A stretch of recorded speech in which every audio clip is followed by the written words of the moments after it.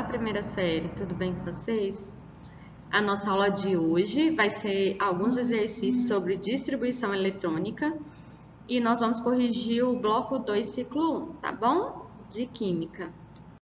Então, pessoal, como combinado na aula passada, essa aula de hoje nós vamos fazer somente exercícios de distribuição eletrônica para sanar a dúvida de vocês aí quanto à distribuição pelo diagrama de Linus-Pauling e também em orbitais, utilizando aqueles 4 números quânticos, ok? Então, vamos lá, eu deixei uma lista, um PDF para vocês lá no GPA, que tem esses 3 exercícios. Após a gente fazer esses 3 exercícios aqui, eu vou corrigir o bloco com vocês, tá bom? Então, vamos lá. O chumbo é um metal pesado que pode contaminar o ar, o solo, os rios e os alimentos. A absorção de quantidades pequenas de chumbo por longos períodos pode levar a uma toxicidade crônica, que se manifesta de várias formas, especialmente afetando o sistema nervoso, sendo as crianças as principais vítimas.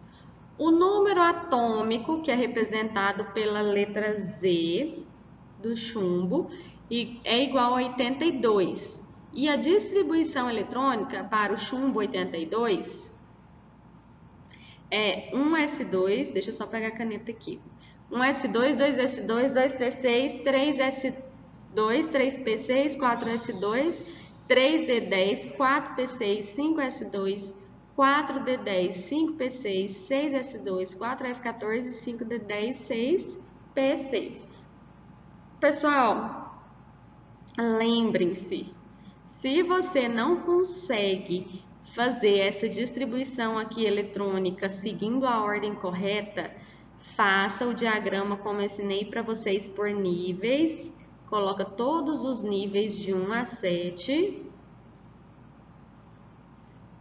6, 7, está na cabeça.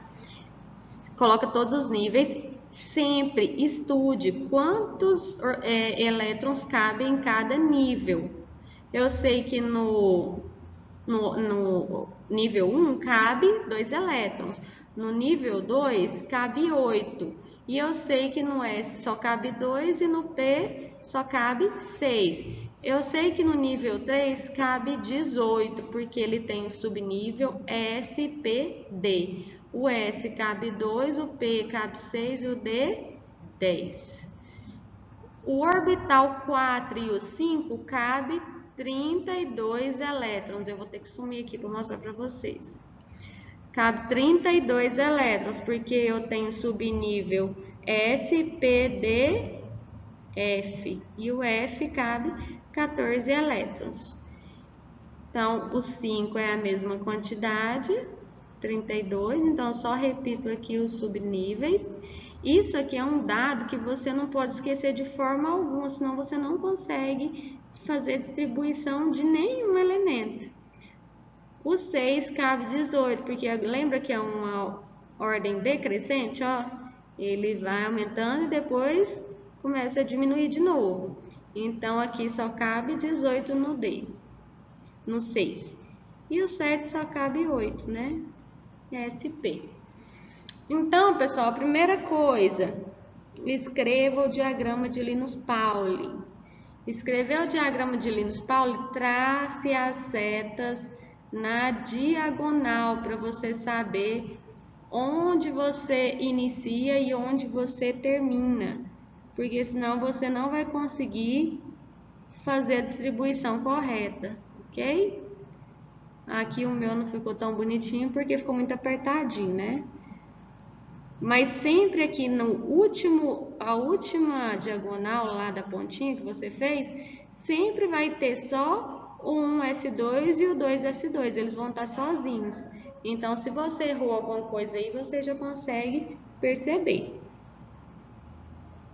Aqui tem os números, né, na frente de cada subnível aí. Eu não coloquei porque nosso espaço não ia dar, beleza?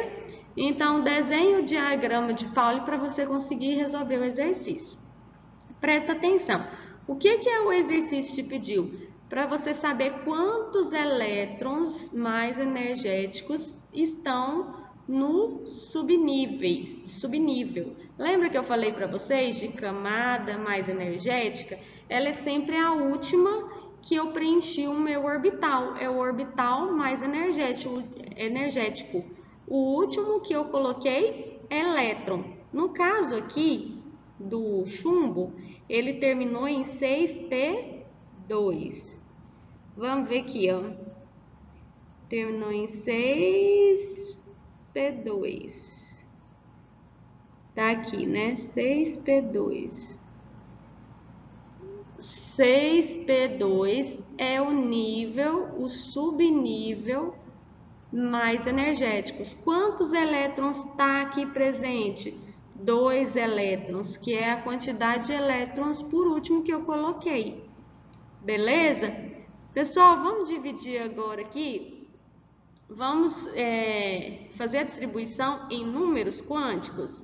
Lembram lá que os números quânticos é o N, o M, o S e o L.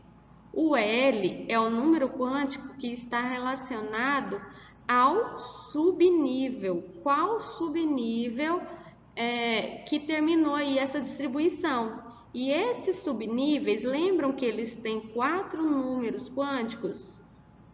S, P, D, F, que é o 0 a 3. Então, os números quânticos dos subníveis são 0, 1, 2 e 3. Se terminou no subnível P, então eu vou ter um número quântico P, número quântico 1. Se terminou, agora em relação ao N, o N está relacionado ao nível. Qual nível, o último nível que tem elétron ali distribuído? É o nível 6, foi o último nível que eu distribuí elétrons. Então, o N vai ser 6. O M, pessoal, lembra que vocês têm que aprender a distribuir os spins? Se terminou na camada P, eu sei que o subnível P, ele cabe 6 elétrons. Então, eu vou ter 3 orbitais, porque cada orbital cabe 2 elétrons. Quantos elétrons eu tenho que distribuir aqui? 2. Então, eu vou colocar um aqui e outro aqui. Por que eu não coloquei o outro aqui para baixo? Porque eu primeiro tenho que preencher os orbitais todos, colocando o spin para cima. Então, o número magnético quântico desse aqui do meio é 0, da esquerda menos 1, da direita mais 1. Então, o meu número magnético é o último orbital que eu coloquei o spin, que eu coloquei o elétron. Então, ele é o 0. Gente, esse spin, ele representa os elétrons, tá? Então, é a mesma coisa, spin e elétron. Então, ele ficou aqui, ó. O último orbital que eu coloquei spin foi nesse aqui do meio. E ele tem número magnético 0. É o número quântico dele. O spin, se ele terminou para cima, ele vai ter o valor de menos meio. Para baixo, mais meio. Então, esse aqui, que é o nosso caso que terminou para cima, ele vai ter número quântico menos meio. Ok? Vamos então para o número 2, pessoal. Ele diz o seguinte: os dias dos carros com luzes azuis estão contados, pois desde o 1º de janeiro de 2009, as lâmpadas de xenônio não podem mais ser instaladas em faróis convencionais, mesmo que as lâmpadas azuis possibilitem 3 vezes mais luminosidade do que as convencionais, elas não se adaptam adequadamente aos refletores feitos para o uso com lâmpadas convencionais, podendo causar ofuscamento à visão dos motoristas que trafegam em sentido contrário e possibilitando assim a ocorrência de acidentes. Quantos elétrons o gás xenônio apresenta na camada de valência? Pessoal, algumas informações aqui para vocês não confundirem quem é a camada de valência, ok? Então, preste bem atenção. O primeiro passo para responder essa questão é você olhar na tabela periódica e descobrir qual é o número atômico do xenônio. Então, eu já olhei aqui, eu sei que é 54, ok? Uma coisa que eu percebi que vocês ficaram com muita dúvida lá no dia do simulado, em relação a essa questão de encontrar diferenciar quem é o número atômico e quem é a massa atômica. Tinha lá um elemento Fe 5626. Pessoal, lembra uma aula que eu falei para vocês, uma das últimas de teoria, que o número atômico sempre seria o menor? Sempre, sempre, sempre o número atômico vai ser o menor quando tiver um elemento com a massa arredondada. Porque quando você olha lá na tabela periódica e vê a massa de um elemento, ele vai ter números decimais, por exemplo, do ferro 5,9, não sei o que, não sei o que. Aí arredondou para 56. Então, assim, a maioria dos exercícios vai te dar o elemento com a massa arredondada. Então, você tem que saber dessa informação para ter certeza quem é o número atômico. Então, no nosso caso aqui do ferro seria o 26. Se você pega o 56 e distribui, seu exercício vai estar errado, tá bom? Então, preste bastante atenção em relação a isso aí. Então, pessoal, depois que a gente descobriu aí o número atômico do xenônio, nós vamos ter que fazer a distribuição eletrônica, beleza? Então, como é um número grande, a gente já vai poder escrever um pouco mais, né? 1s2, 2s2, 2p6, 3s2, 3p6, 4s2, 3d10. Se você ainda tem dúvida quem eu uso primeiro, faça a distribuição de Linus Pauling e repita várias vezes para que você consiga resolver esses exercícios, tá bom? 3D10, 4P6. Vamos contar para ver se já passou? 12, 18, 20, 22, 24, 26, 36... 5s2 agora, né? 5s2, então dá 38, 4d10, 48 e 5p6. 5p6, 48 mais 6, 54. Certinho. Pessoal, quem é a camada de valência desse exercício aqui? A camada de valência é o último nível com elétrons. Então, essa é a camada de valência. Quem é o nível mais energético? Quem é o orbital mais energético ou o nível mais energético? É só o 5p6. É o nível que eu coloquei os últimos elétrons. Então, seria só o 5p6. Mas a camada de valência, você olha o último nível que tem elétrons e você soma eles.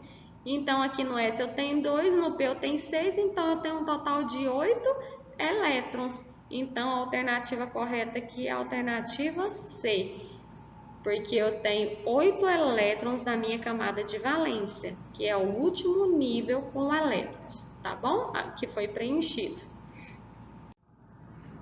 Pessoal, no número 3, ele pediu para vocês observarem as configurações eletrônicas que já foram dadas e para vocês analisarem a alternativa incorreta. Essas alternativas aqui, se vocês observarem, ela fala sobre o elemento. Quem é o elemento dessa configuração eletrônica? Então, a primeira coisa que nós devemos fazer aqui é somar os elétrons distribuídos aqui nessa distribuição e descobrir quem é esse elemento para depois a gente conseguir responder as questões, tá bom? Então, como que eu vou achar esse número atômico aqui? Eu vou somar os elétrons distribuídos.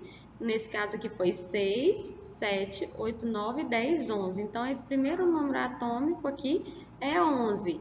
Como que eu descubro qual elemento?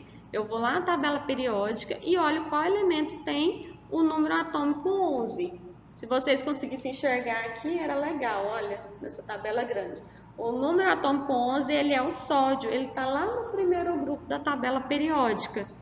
Então, a gente vem aqui e coloca no Na, que representa o sódio.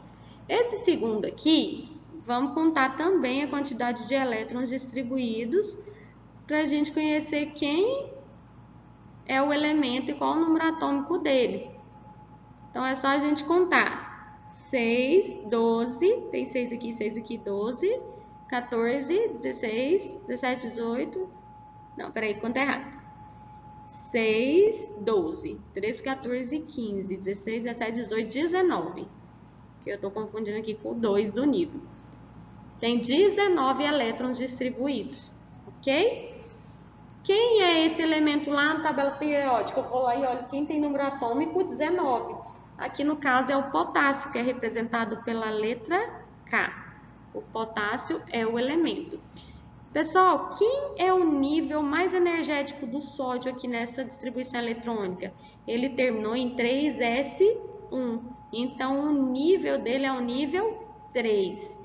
E o sódio, ele terminou, o potássio, desculpa, ele terminou em 4s1, o nível mais energético dele. Lembra lá o modelo de Bohr, quando eu expliquei para vocês que os elementos que estavam nos níveis mais externos, mais longe ali do núcleo, eles eram mais energéticos? Tanto é que se nós tivéssemos um elétron aqui presente no nível 1 e ele quisesse ir aqui para o nível 2, precisaria de ganhar energia para ele conseguir sair de um orbital, de um nível para o outro. Lembram? E para ele voltar, ele tinha que perder essa energia. Então, nós precisamos de todas essas informações para responder essa questão aqui. Olha só, ele quer saber qual é a incorreta. Então, na letra A, fala o seguinte: a configuração eletrônica 1 representa o átomo de sódio em seu estado fundamental. Verdade, né? Essa aqui está correta, porque o sódio ele foi distribuído ali 11 elétrons, ele não recebeu e nem ganhou nenhum. As configurações 1 e 2 apresentam átomos de elementos químicos diferentes?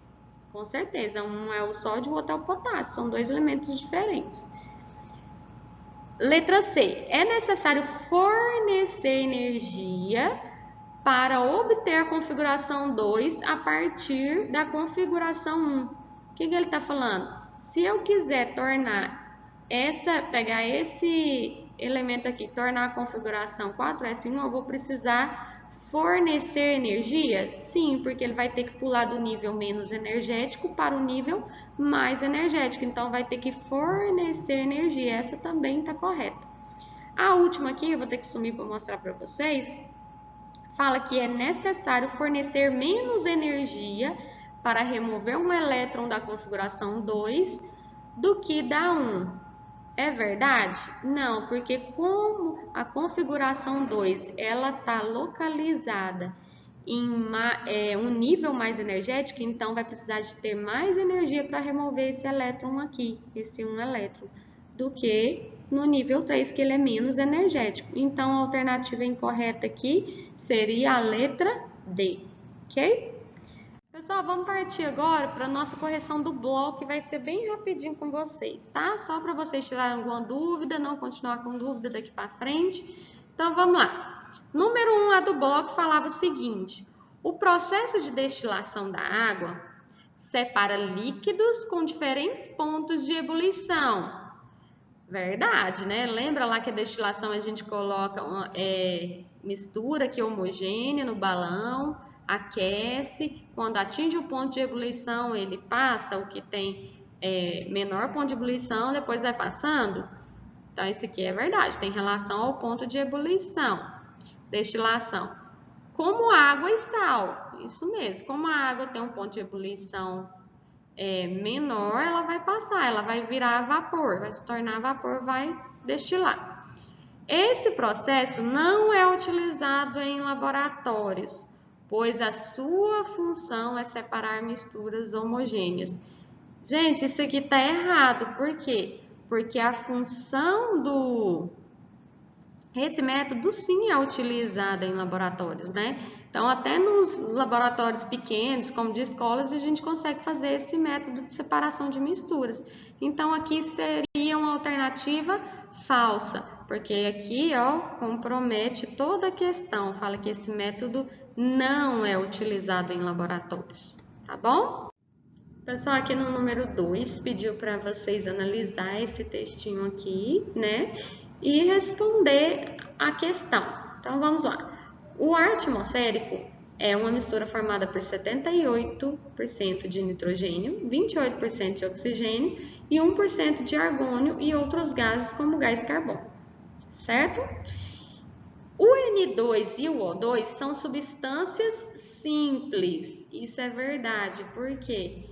Porque o N2 e o O2 são dois elementos iguais fazendo ligação.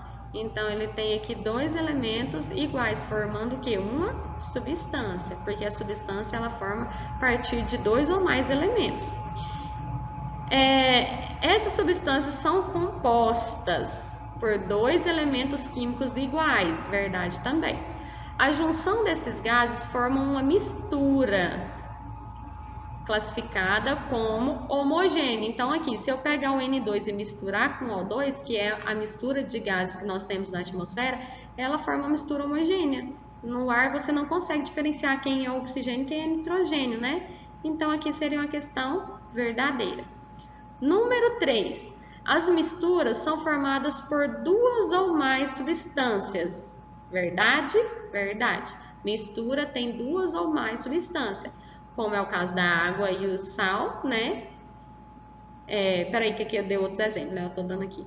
Mas água e sal é uma mistura formada por duas substâncias. Essa parte tá certa?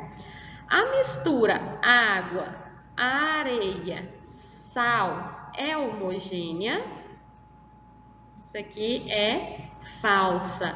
Água, sal e areia é uma mistura heterogênea. Então, essa aqui já ficou falsa a partir daqui.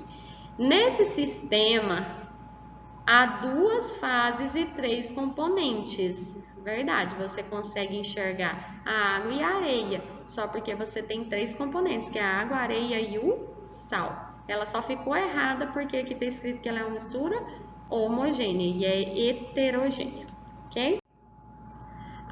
Número 4, era para você julgar esse item aqui. A mistura heterogênea é formada por duas ou mais substâncias, verdade também.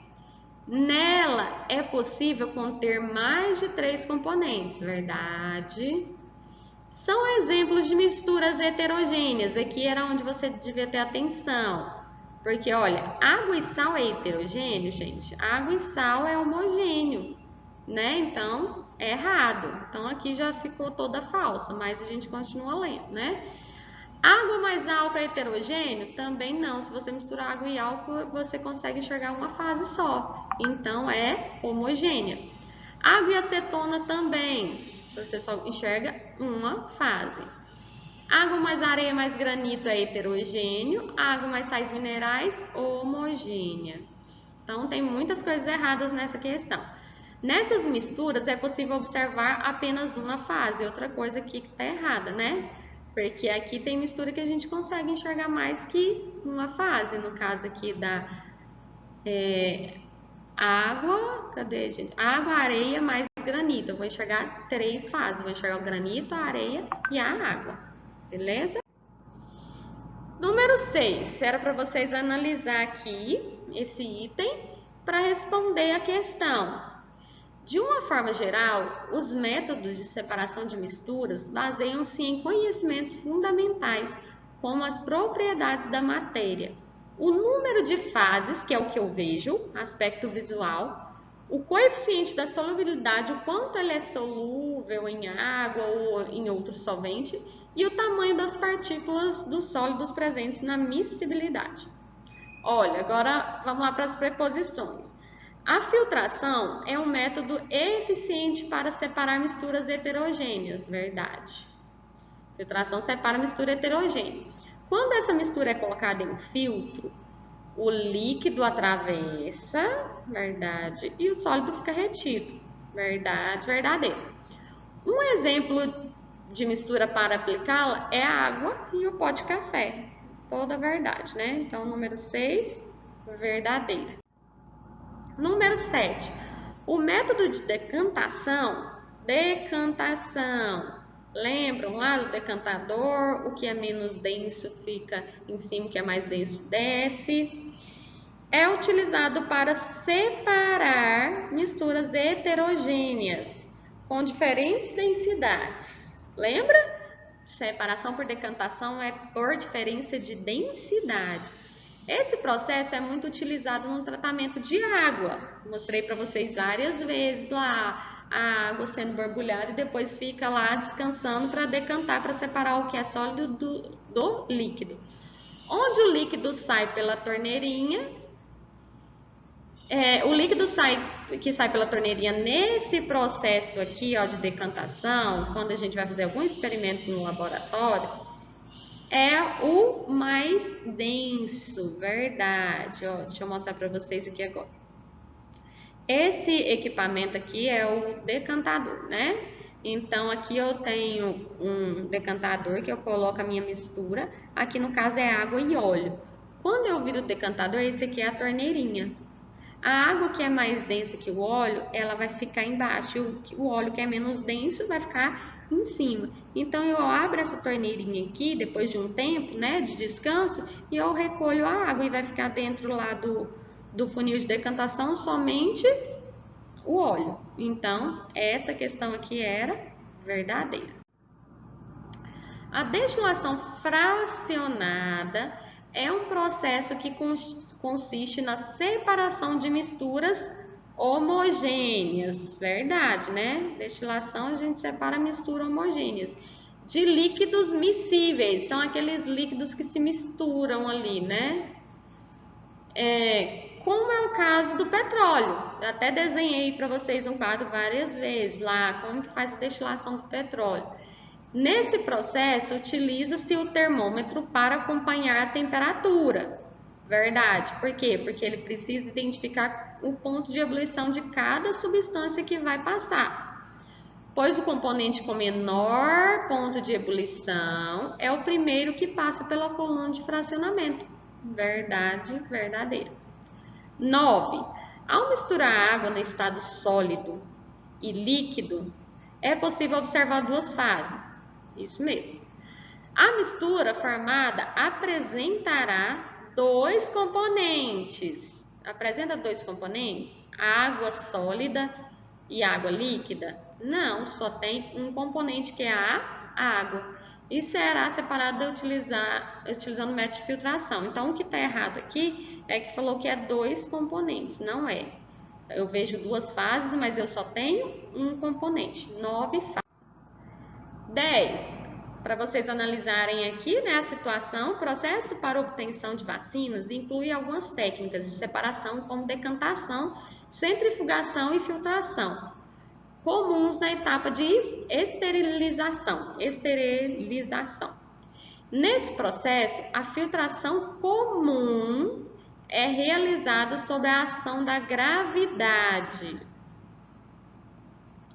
Esse método remove as impurezas sólidas das líquidas e, para melhor eficiência, utiliza-se o papel cortado em rodelas. Ao invés de dobrar, igual eu falei para vocês, só coloca o papel redondinho aqui e coloca a mistura. Dobrando ao meio e novamente ao meio para fazer um cone. Então, ele não faz as preguinhas. Lembra que o filtro, geralmente, vocês vê assim, as preguinhas, no laboratório principalmente? Esse aqui você vai só dobrar ao meio 2 vezes.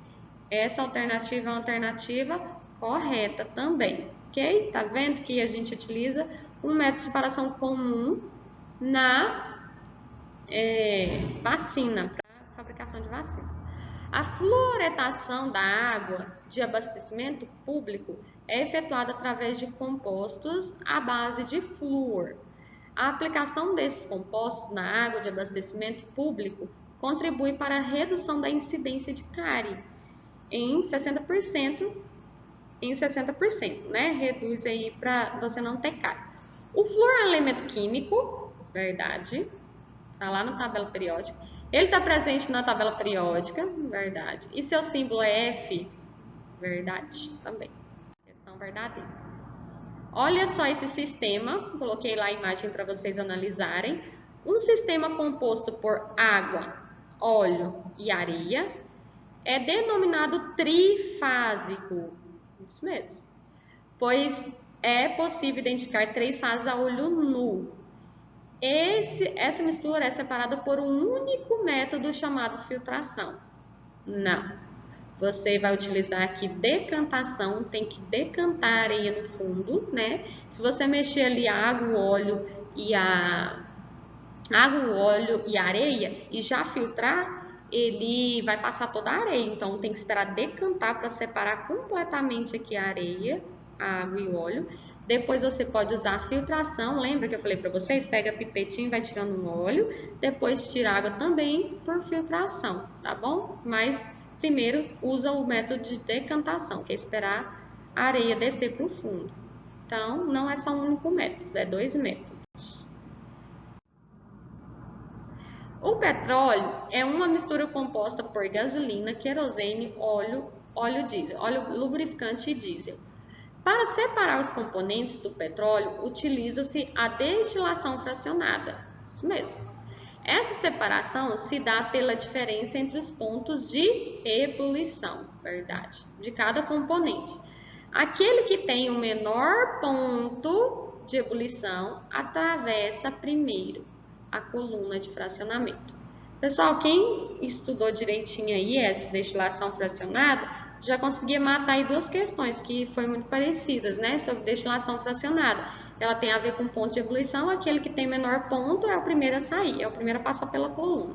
Tá bom? Então, essa foi a nossa aula de hoje. Muito obrigada pela atenção de vocês. Qualquer dúvida, estarei aqui. Beijos e até a próxima aula.